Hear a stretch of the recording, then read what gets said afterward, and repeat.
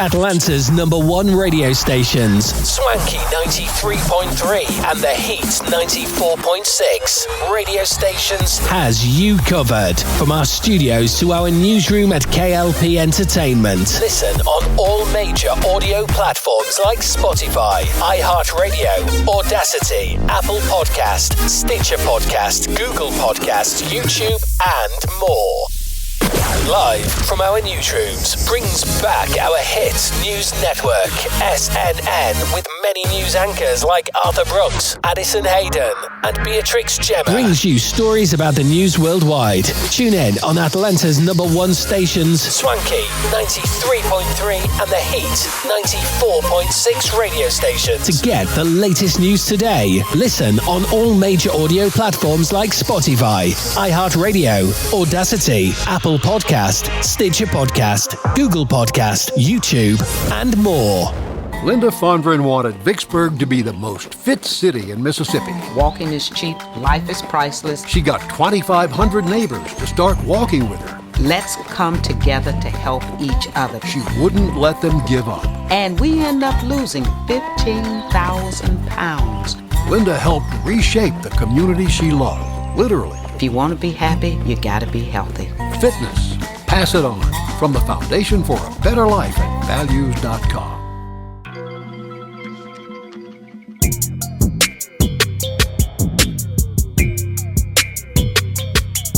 What is happening? Hello, angels. It's super late. Probably the latest that I've ever recorded a podcast episode, which is why my voice sounds a bit tired, okay? So, regardless, I figured, you know what, today, I truly don't have much to talk about. I don't know if that's a good thing or a bad thing, but being that this is like, you know, a venting type of thing for me sometimes, if I don't have something that's screaming out at me, I still want to show up because it always is super cathartic for me. So we're going to see where this conversation takes me. And I want to say thank you for spending your morning, evening, afternoon with me. I really appreciate it. So, update. Yes, I did not upload last week. To be honest, don't even know what happened last week. I don't know what I was doing that I seemed to have. I'm not going to say forgotten to do it. Yeah, I have nothing. Like, I truly don't know what happened last week, but here we are today, okay? Because I, for absolute certain, was not going to skip 2 uploads. It's not going to happen. Absolutely not. You know, I was thinking, even still, you know, on a serious note, with my YouTube channel, I was having a chat with Jordan, my editor. You guys know JT. Love him. And I was updating him as we normally do. Him and I can talk and talk and talk. And we had a very good conversation. And I was sharing with him all of this stuff that I was going through since him and I last spoke. And in hindsight, when I was reflecting back, I was thinking to myself, I know I can't be the only person that's experiencing these certain things. First of all, okay, now you guys know I love Jesus, okay? And I happened to click on the app thing that I had called The Pattern. Like I told you guys, yes, like I do think there is some truth to some astrology. I do. But I don't really like to subscribe to it as a means to dictating my life. Anyways, needless to say, I went on this app called The Pattern and I saw that apparently I'm in my Saturn return. And for those of you that don't know what a Saturn return is, let me see if I can open it and I can read it. Because to be honest, I opened it, I saw that I was in my Saturn return and I clicked out. I was like, oh, okay. In all honesty, that's exactly what I did. I'm trying to figure out how I even found out that I was, oh yeah, I got it right here. So, it says that your Saturn return is a pivotal moment, and from an From an astrological perspective, it's one of the major milestones in your life, and you're really becoming an adult. So if you weren't before, well, get ready. And for those of you who are into astrology, obviously the Saturn return gets a lot of attention. And for those who are less familiar, it's basically going to give you a walkthrough of what it is, the importance and the significance. I'm not going to read this entire thing, but in general, it's important because it represents the rules, boundaries, and limitations. So it's the structure by which societies grow and thrive and how progress can happen. Let me see. So Saturn is like a grounding energy, but it can feel limiting at times. And ultimately what it's about is growth, pushing you to grow. And it's important because you want to grow and evolve, which is uncomfortable. And it can cause a lot of pressure to move. And especially when you're not ready, it can feel like you're not ready. So it's something that we are all born with. And I guess it can be sort of complex. And it has all these terms, right? Squaring, opposing, conjunct, or like, it conjuncts, squares, or opposes a certain personal planet in your chart. For those of you that are into astrology, I don't really think many of you are really like that, like on a deep level like this. Those words are foreign to you as they are to me too. But yeah, it basically is the Saturn return. I want to actually look up a simplified version of this because this is like too in depth. I don't even know what it is that I just read just now. Let me look it up. What is a Saturn return? I feel like that's because I didn't read that prior to talking to you guys. So that went absolutely nowhere. I'm trying to get a good definition of what it is. Okay. So essentially, planet-wise, it's when Saturn finds its way back to the same place as when you were born. It takes place from about 27 to 30 years old, and everyone goes through it. So it usually happens in your 20s, your 50s, and your 80s. So what happens in a Saturn return is you basically leave your youth behind and you enter into adulthood. So it's your second return, which your first one is like when you come to the earth, and then your second one, it's more mature. Okay. And then your third one, apparently there's a third one, I guess. Yeah. Like I just mentioned before. And that's when you're like really wise and old in age. And yeah, so 27 to 30 is when you experience it. Now, I can't lie to you. I think there is some sort of truth to this. You know why? Because I do feel like I've been mentioning it to you guys in so many different episodes in the past couple of months. And at first, did I just breathe in? Ooh, that was weird. I'm sorry. I'm so sorry. God, it's like really late yet early morning. So like I was saying, I've been feeling like this maturity that I can't really articulate. And I'm just going with the flows of everything. Now, I don't know about you guys, but one theme I've noticed in my life is there's this reoccurring pattern where there are moments where I do sort of give my power over to certain things, only to turn around and realize what I should have done in the first place. And I literally like oscillate between, okay, was this meant to happen? Did I somehow have a hand in this?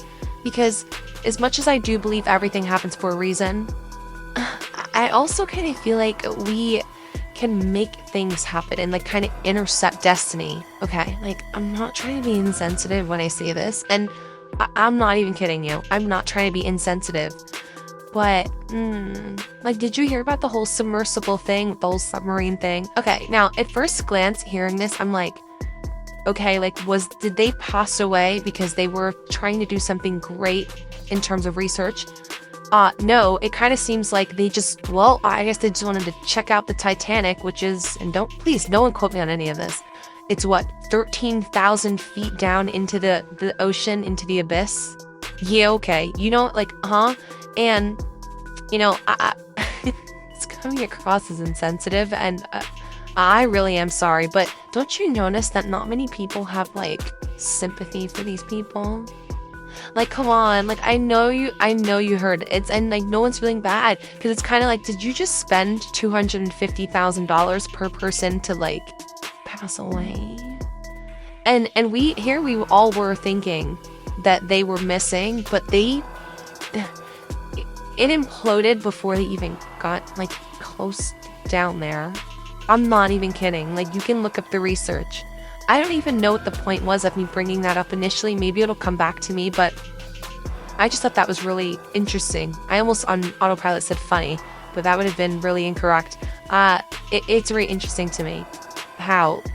So, oh yeah, Destiny. I was talking about Destiny. Thank you for joining me on this ride. We're all over the place today. I'm gonna embrace it. So yes, for people like that, I think that something like that, dare I say, I'm not God or anything, but I feel like that was an interception in their destiny. Do I really truly believe, in my own personal opinion, that these people were meant to die and literally explode into smithereens in the middle of the ocean? No, I absolutely do not. I absolutely do not. It's the same thing. I'm not even going to get into other things. I'm not even going to go there.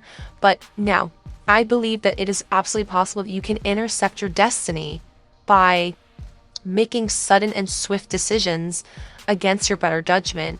You know, sometimes we don't really listen to our gut instinct of when we're feeling like, this isn't a situation that I should be in.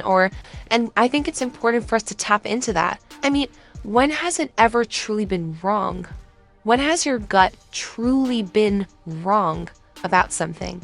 And the thing is, when you can't differentiate your gut versus paranoia, then that's something that you need to work on, not listening to your own inner voice.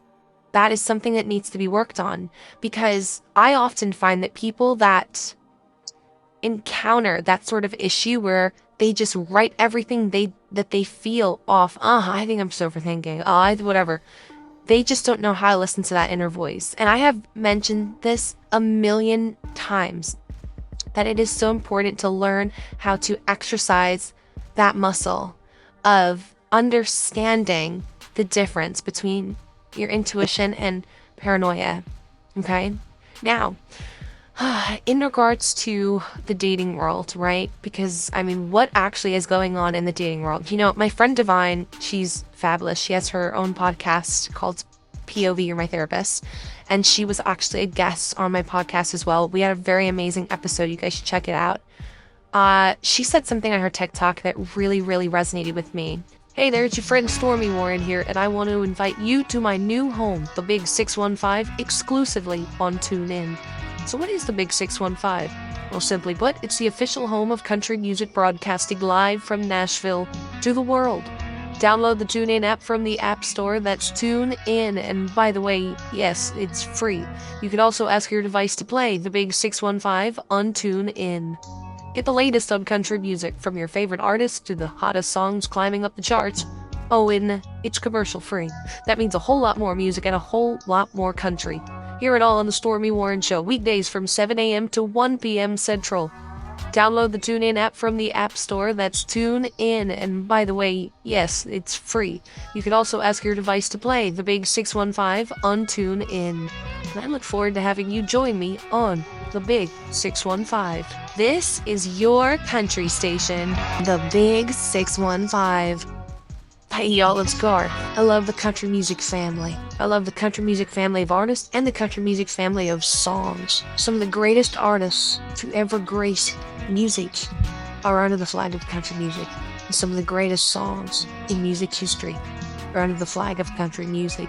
The Big 615, you're going to hear the newest that country music has to offer. At the same time, you're going to hear the newest that the country classics have to offer. I want to hear the new single from George Strait, and I want to hear it right beside the new single from Luke Combs. And I think the country music family is one of those families that is very inclusive and wants both the established artists and the new artists to be side by side in this thing we call country music.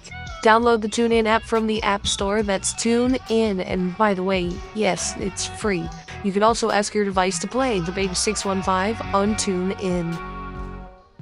Someone mentioned something about having to lose weight in order to date, and that person, I guess from my understanding, that person was insinuating, hey, maybe people should lose weight before they start to date a certain type of guy, because, you know, it'll change the type of guy you attract. Is that statement wrong within itself? Maybe not, but what I love even more is what my girl Divine said. She said the difference is that the only difference between dating, especially in this current social climate or this current like dating climate, is just the insults that you get. Skinny woman, this is a fact here, skinny woman, whatever, in shape woman, what have you, are getting the same treatment as larger women, curvier women, whatever word you want to use. And I cannot deny or refute the facts that what she's saying is true. The only differences, like she said, are the insults you get. I can't actually sit here and actually tell you guys that, oh my gosh, I'm married right now because I'm in shape, I'm fit, I go to the gym a lot, I do Pilates, like I've had a way better time. I honestly can't sit here and say that. Do I have my own opinions about what I think is just healthy in general? Of course. But she's right.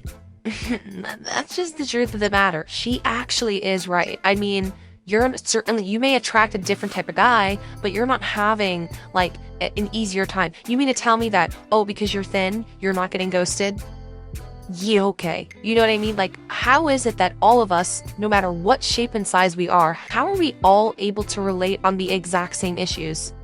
No matter what it is that that man is attracted to, you're still getting or experiencing maybe the same thing. Now, that's not to say that you should dictate your life a certain way, like, oh, if I look like this, or if I lost this, I gained this, whatever. I don't know. That's on you and your own life. I have my own perceptions and opinions about how I should live my life. It doesn't matter. The point is isn't it funny that we're all experiencing the same thing? I'm just saying. Isn't that a little funny? Okay? So I just find that to be very interesting. And right now I'm watching, what's it called? Real Housewives of New Jersey. And oh my God, it's so juicy. Like, I need someone to talk to about this desperately, okay? And I talk Hill's ear off all the time about it, and she's already watched it. Like, she watched it in real time when she was younger, as it was happening. But I need someone else to talk about this with. Like, I need you guys to watch it with me. Right now, I'm on season 4, and I need someone to talk to about this whole thing, because I want to catch up to what's currently going on. Where I'm at in the season, okay, the brother came around, and what is it? The Gorgas, Joey and Melissa, okay, they were not getting along. Then they were getting along. Then they were not getting along. Now they're currently getting along after they went on some retreat that Teresa had took them on, and they had a therapist named Dr. V who got everyone to start to be on the same page. Now Joey Gorga has flown everyone out. Maybe, actually no, I'm on season 5, not season 4. I finished season 4.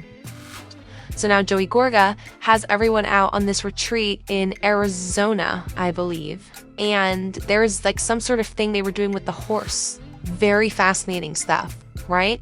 I have a point here, I promise. And basically the exercise was for them to leave all their anxieties. Like, if the horse, you have to pick up the horse's leg and then like take a brush and like brush off its hoof. And the only way that the horse allows you to pick up its hoof to, to complete the exercise is if he feels your energy is open. So however you show up to the horse, he's going to respond to that energy. So it's obviously interesting to see who the horse's leg did not pick up for, which was, shocker, Teresa. Melissa, it didn't pick up for either. Judice, he was initially scared, but it ended up, once he talked about at the time his situation that he was going through at the time, then the horse like lifted up for him. But I thought it was very interesting, the observation that it really is true that so many people do have a hard time being vulnerable. And I do find that to be fascinating, because it's almost like people have partners, married and everything, and yet they still have a hard time and mind you, the group that these people are in are not like strangers, people that they just met. These are people that they've been friends and family for at least 10 years or so. So how is it that you're still not comfortable and that you're still putting on for the put on? And isn't it an interesting observation that sometimes people that don't get along, especially with family, are more alike than they think that they are? Caroline Manzo made an observation, and she was saying, isn't it interesting that Teresa and Melissa were not able to complete the task because they're the same person, where they can't be vulnerable in front of people? And I don't think that they see that. So it's kind of interesting what's going on in current day, presently in 2023, where it seems like they lost their way again.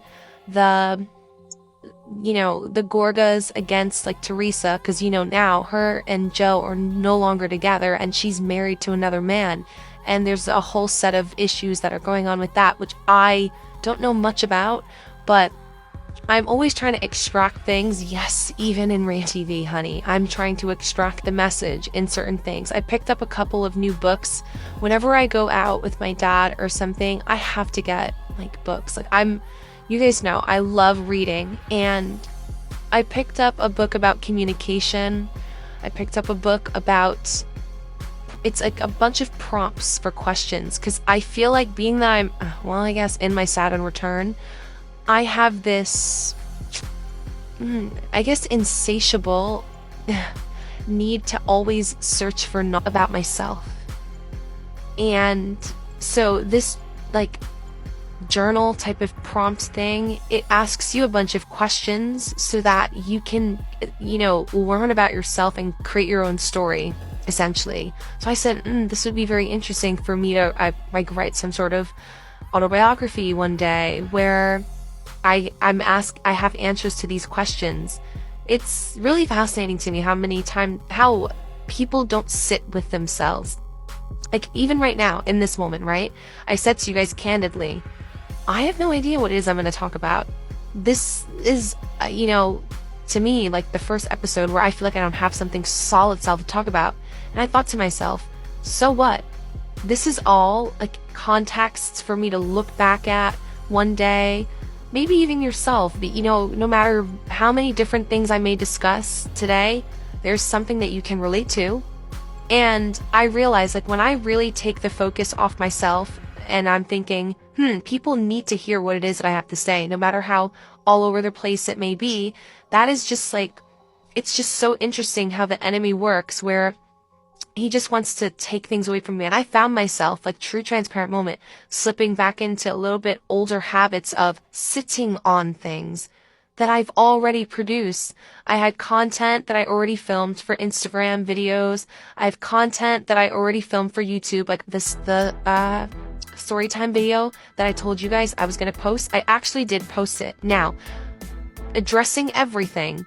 Do you guys remember that I said I was going to post a story time about my subscriber and I dating the same person?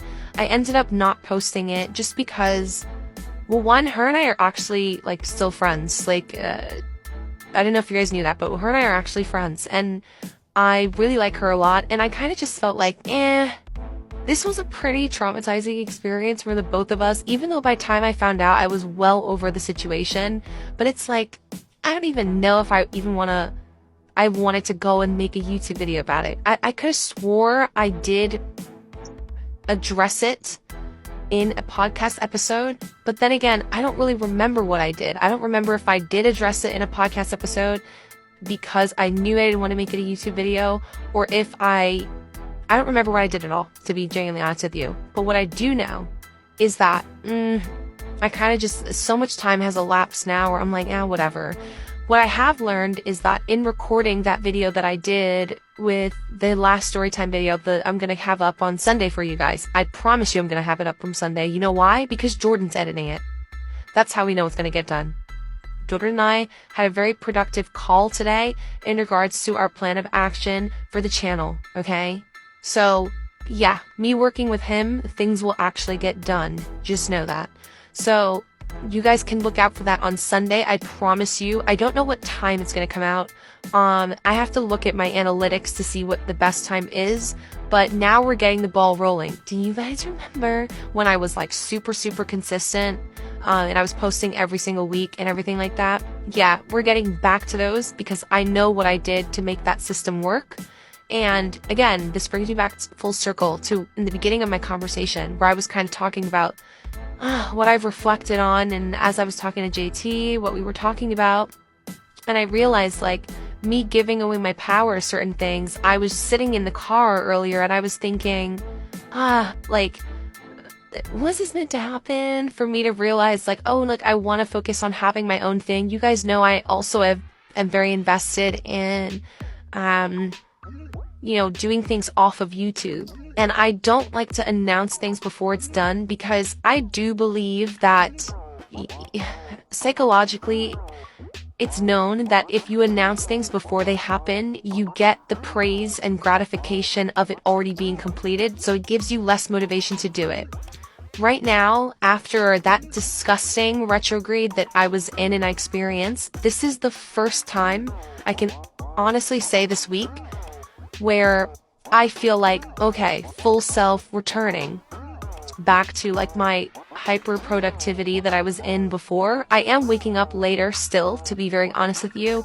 I am still going to the gym, so that's a positive thing, right? I used to come home sometimes, and if I was bored, I kid you not, I would just work out in my room and then I'd shower and go to sleep, and I would get the best sleep at night because sometimes I'd just be so restless where I have to just shake out that energy, and that would really help me get a good night's rest. Now, I'm sitting in bed and I'm like, we're held as in New Jersey.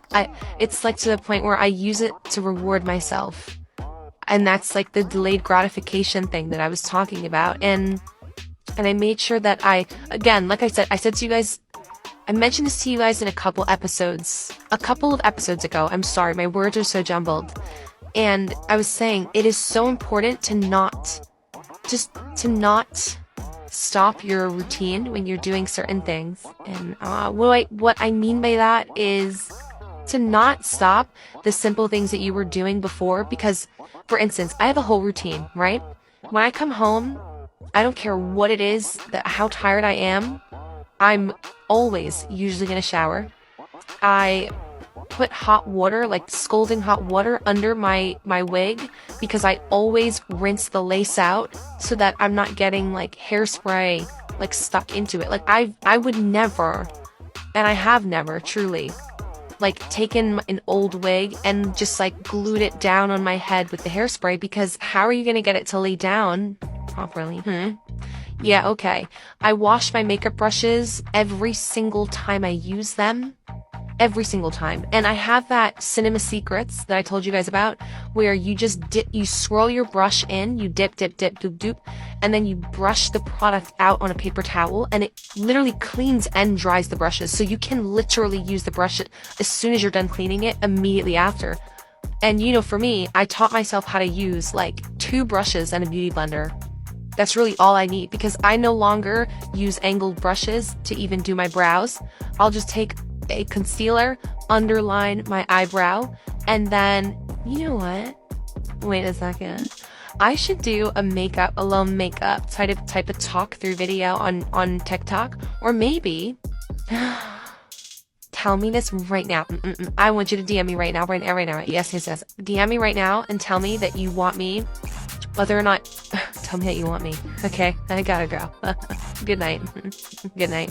Tell me if you would like for me to record a podcast episode, do my makeup, just talking to you guys, just hanging out with you guys. Tell me if you would want that right now. I'm not even kidding you, because I just had that idea. It's not like something that's super innovative, but like, you know how people are on TikTok and they're always doing their makeup, they're doing something, very much something. And the only time I've ever done my makeup was on a live, like years ago now, right? And I do want to do lives more. Like, I want that old school interaction with you guys. And I gotta just do it. Like, I don't even want to announce it. Yeah, it's just gonna be like a surprise. Like, surprise, I'm live. Like, that's what I want to do. And then we'll get into more planned ones, just because I want to see who's just gonna be there, rocking with me. That's what I want to see. Because out of all the people listening to this, okay, 50,000, 70,000, 80,000 of you that are listening to this, okay, I want to see you guys DM me. I want to see what's going on, okay? I want you guys to DM me. And I don't know I forgot how many I get per day that are listening to this, but out of all the thousands of you, DM me. I am pretty responsive, okay? Like, there was a time where I was practically omnipresent, I'm not going to lie to you, because it was so much easier. Now, this is my method, okay? Ready? As soon as I post content, whether it's a photo, a video, on any of my platforms, you have me for the first 3 hours. Okay? I'm there, I'm with you, I'm rocking with you, we're rocking together for the first 3 hours. After that, I then take a break, because it's a lot of energy. Let's be real here, it's a lot of energy. And then I will come and answer as it's coming into my phone, right? And answer it like that, like a couple a day. Maybe 50 comments I'll answer a day. 100 is a lot, but we'll see. It's gonna vacillate, but you guys are catching my drift. So I want you guys to do that. That was just a brief little pause intermission thing, because I was thinking about that the other day. I'm like, you know what? I know I promised that it was gonna be visual. Here I am again, stuck, right?